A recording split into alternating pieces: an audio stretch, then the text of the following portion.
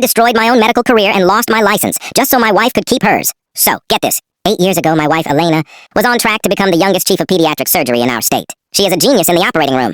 But at the time, we had a newborn at home who was colicky, and Elena hadn't slept a full night in 6 months. One afternoon, during a highly complex, 12-hour spinal surgery on a teenager, she made a mistake. A massive one. She miscalculated a critical nerve block, and the patient went into sudden cardiac arrest on the table. They revived him. But the hospital administration immediately launched a full malpractice investigation if they found out she was operating while severely sleep-deprived, and made a direct mathematical error. She wouldn't just be fired. She would lose her medical license forever.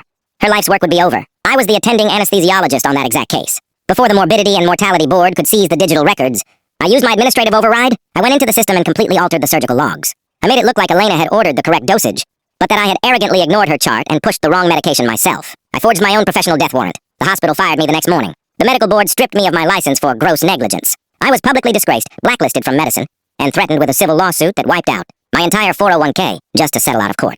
Elena was completely cleared. She honestly believed she wrote the correct order, and that I just had a reckless, arrogant lapse in judgment that almost killed a child. She screamed at me in our kitchen, asking how I could be so careless. Today, she is the chief of surgery. She saves children's lives every single week. She is a local hero on the cover of medical magazines, and our kids look at her like she's a superhero. Me?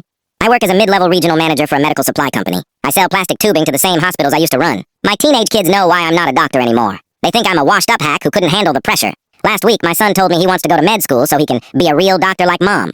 Not a liability. I just smiled and told him I was proud of him. I will take this secret to my grave. Every time Elena scrubs in and saves another family from a nightmare, I know exactly what my sacrifice bought. I'd burn my license 100 times over just to keep her hands in that operating room.